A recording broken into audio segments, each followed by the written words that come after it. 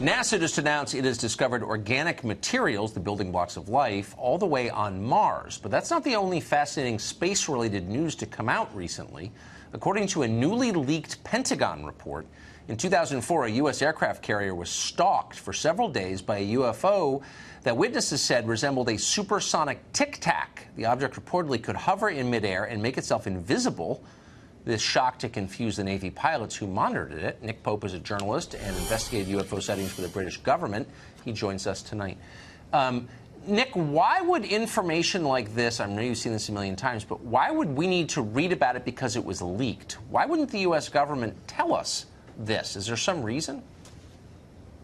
Well, I think there's always embarrassment about anything in our airspace that performance characteristics exceed anything in our own inventory. And that, by the way, was the conclusion in this Pentagon document. This thing ran rings around our F-18 Super Hornets that tried to chase this thing. It was briefly tracked on radar, but then it seemed to be able to, and this again is a phrase from the document, it's almost like it cloaked itself and became invisible. You'd think this was science fiction if you weren't reading it in Pentagon documents. And we know now, which we didn't know before, that the government took this very seriously, and these things are being seen in our skies, whatever they might be, by pilots tracked on radar, and there's a serious defense and national security issue here. And just to be clear, we don't believe that any other country possesses the technology to create an aircraft like this, right?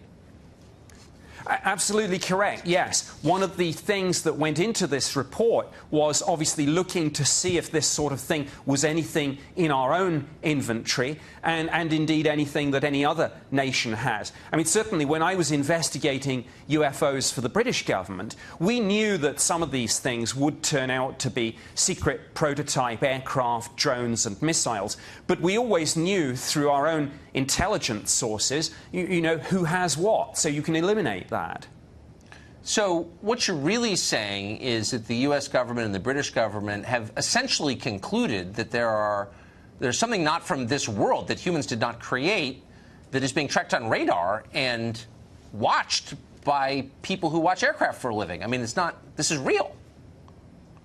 It is real. Now, the government doesn't go so far as to say these things are extraterrestrial, but certainly when I was doing this for the Ministry of Defence, our policy statement said neither do we rule out that possibility. We said that we kept an open mind on this. But of course, you know, these things, when their speeds and manoeuvres are in excess of anything that you've got or anything that you're aware other nations have, you are forced almost to think the unthinkable. And absolutely. Part of the problem with this, of course, was just that senior political figures and military chiefs often just said UFOs, and they rolled their eyes, and it was the ridicule factor. This seems like we were able to say.